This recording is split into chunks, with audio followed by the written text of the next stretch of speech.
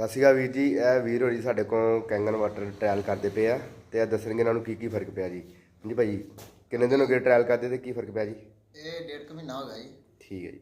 ਤੇ ਇੱਕ ਸਰੀਰ 'ਚ ਦਰਦਾਂ ਸੀ ਠੀਕ ਹੈ ਤੇ ਉਹ ਦਵਾਈ ਖਾਣੀ ਪੈਂਦੀ ਸੀ, ਠੀਕ ਉਹ ਹੈ। ਠੀਕ ਹੋ ਗਿਆ। ਇੱਕ ਸਿਰ ਦੇ ਵਾਲ ਝੜਦੇ ਸੀ, ਠੀਕ ਹੈ ਇਹ ਠੀਕ ਹੋ ਗਿਆ। ਪੈਰਾਂ ਦੇ ਨਹੁੰ ਖਰਾਬ ਹੋਏ ਸੀ ਅੱਛਾ। ਤੇ ਇਹ ਵੀ ਠੀਕ ਹੋ ਗਏ। ਠੀਕ ਹੈ। ਬਸ ਕਾਫੀ ਰਿਜ਼ਲਟ ਹੈ ਕਿ ਵਾਲ ਝੜਦੇ, ਸਰੀਰਾਂ 'ਚ ਦਰਦ ਹੁੰਦੀ ਸੀ ਤੇ ਪੈਰਾਂ ਦੇ ਨਹੁੰ ਜਿਹੜੇ ਖਰਾਬ ਹੋ ਗਏ ਉਹ ਸਹੀ ਹੋ ਗਏ, ਤੁਹਾਡੇ ਨਹੁੰ ਨਵੇਂ ਆ ਗਏ। ਥੈਂਕ ਯੂ ਜੀ, ਬਹੁਤ ਬਹੁਤ ਮਿਹਰਬਾਨੀ।